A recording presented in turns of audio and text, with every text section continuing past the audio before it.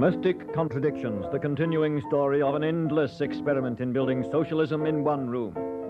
Episode 13, The Worm Turns.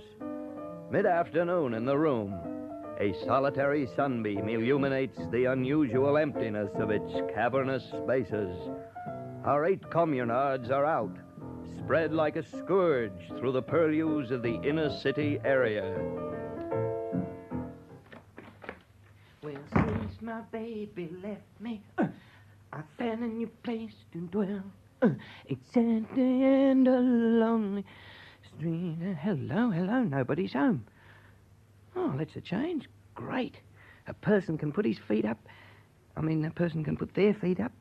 I can put my feet up, this idiot con. I can catch up on some solid reading. I'll start with this week's news. Different versions thereof. What do we got here? The Car Worker, Tribune, Direct Action, Spartacus, Vanguard, The Battler. What's the first headline? Yes. Workers on the move. That's the stuff. Oh, dear, I can't get comfortable in here. Something's different. What's happened? I know. It's clean. The table's been cleared. The dishes washed. Oh, was it my turn to clean up in here? Has some eager beaver jumped the gun and done it for me as a heavy hint?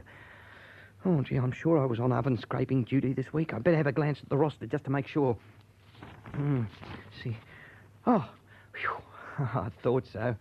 It was Grace. I should have guessed. Not a single object on any of the flat surfaces. Except this exercise book.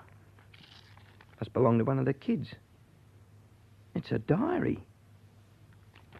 Hello, it's Grace's diary. A mute testament to her sufferings. I wonder if I ought to have a look. Is snooping reactionary? Of course not. People shouldn't privatise their emotions. How can you anyway in a room this size? If she's rash enough to keep a diary, she's got to be prepared to take the consequences.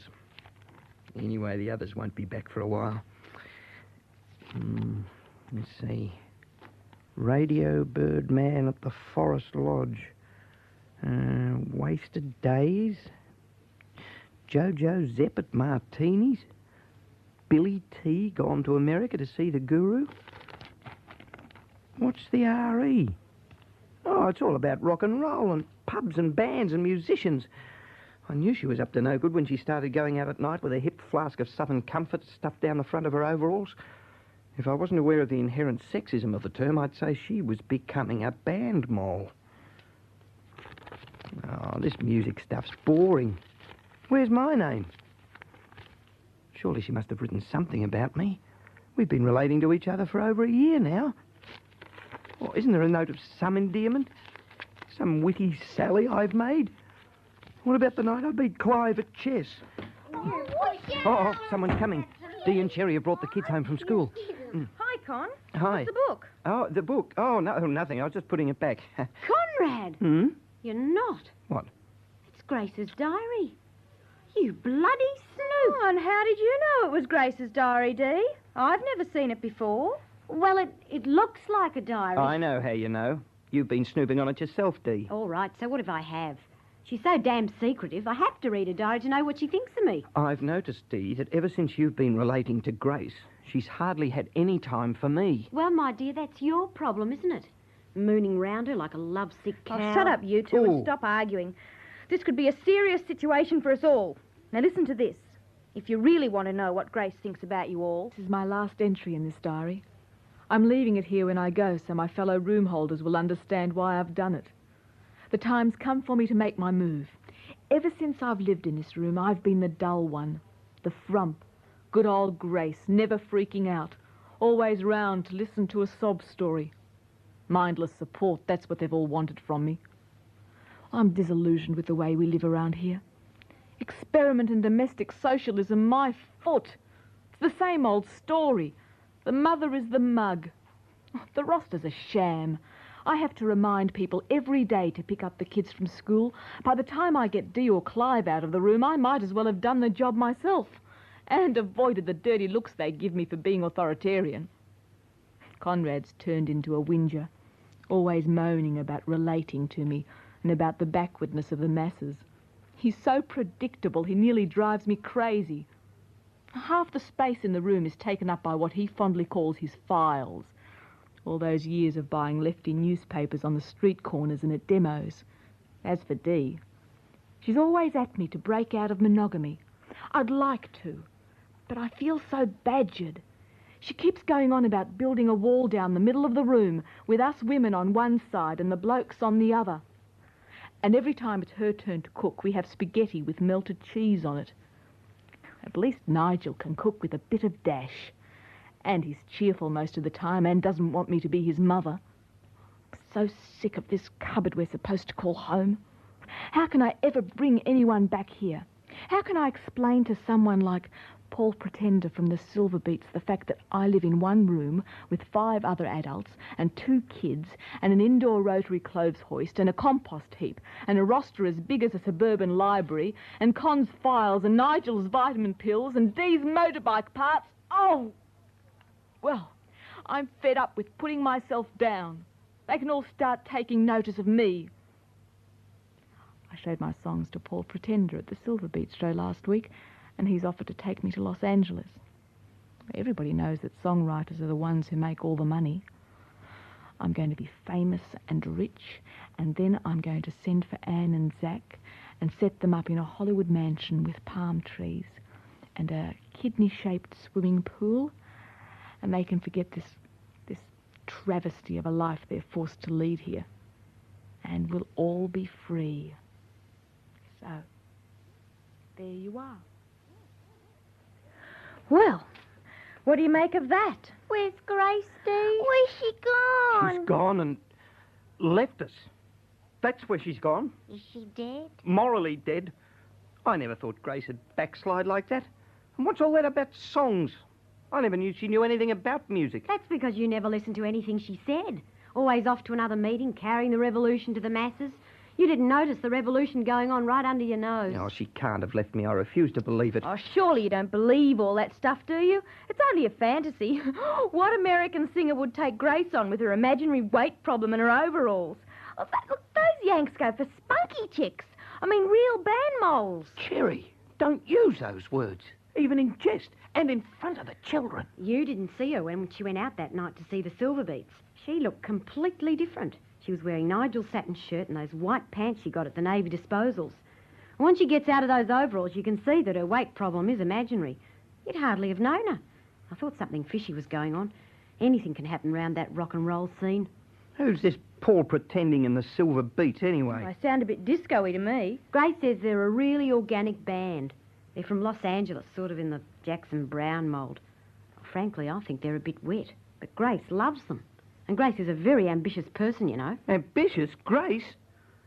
Grace is a mother, and I love her, and I want her to come back. How could she leave me like this? Oh, now who's the backward one? Con, you're the one who's been holding her back. I have not. I've been encouraging her to break out of that couple you've got her trapped in. Trapped? Oh, that's rich. Didn't I stand back and let her get involved with you, right under me nose? How could we ever get anything going with you and your mournful doggy looks over our shoulders? She was so guilty we could never have any fun. Oh, you great mooncalf. Oh, geez, I know I'm no fun, not compared with a rock and roll musician. What chance has a serious revolutionary like me got against one of those good time boys with his dope and his guitar and his... Oh, it's not that. She's after you, idiot. It's her songs. No wonder Grace has left. I don't blame her, even if she has chosen the capitalist road. Oh, what I hate to think of is her songs being yelled in an American accent by some creep with a nose full of cocaine. Oh, the songs would have been really good in our street theatre group. What hurts me most, objectively speaking, is what Grace said about my files. They're invaluable, they're unique. They go right back to the death of Stalin. And the roster, too. Those arty types can never appreciate the beauty of the purely functional. Break it down, Con. At least she didn't fang your cooking. The ingratitude. She always ate her share and more of my spaghetti. She even licked out everyone else's bowl as well. Well, that was her worst habit, saying she didn't want to eat a meal and then lurking round and picking scraps off other people's plates. Yeah, that's right. Dee, you don't suppose all this is a red herring, do you? What if she's gone back to Frank? Oh, turn it up. She's not that desperate. She's probably gone down to the Hilton happy hour. She'd never leave us. She knows we need her. How about a brandy Alexander, Paul, before the plane leaves? Far out. Grace, let me tell you a little bit about the way I live at home. It may come as a surprise to you. It's kind of unusual, but we're real proud of it. We? Yeah, me and the others. Oh. Tell me more. Yeah, well, it's like this. We live in one big... you're not going to believe this, Grace. In one big room, all 6 of us with the 2 kids. 8. In one room. Oh, don't get me wrong. It's not what you'd call a regular room. And our lives are highly organized. We have a roster system, which I devised myself. You'll never have seen anything like it. It has fantastic detail. You can plan ahead for years. Oh, you'll love the people in the room hold. Jerry has an herb garden and the entire range of vitamins. He's into auric massage and natural cures. A really beautiful person, gay, of course. There's Arthur. Well, he's kind of backward, pretty hopeless, really, but we hope to encourage him to handle his alcohol problem. You'll dig the women. Eddie's a dyke. Is that cool? Rides a motorbike, and Ginny's still at school, but heavily into politics. I guess you're pretty much into the written word, what with your songs, and also you'll really get off on my pride and joy, my newspaper files. They go right back to the arrest of Timothy Leary. Isn't that far out? But there's one thing that will really blow you out, make you feel right at home. We imported it specially.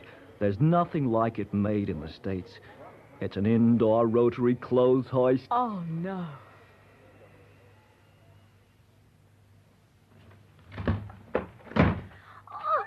Grace! Where have you been? What'd you bring us? You bring us a present? Grace, what are you doing here? What do you mean, what am I doing here? I live here, don't I?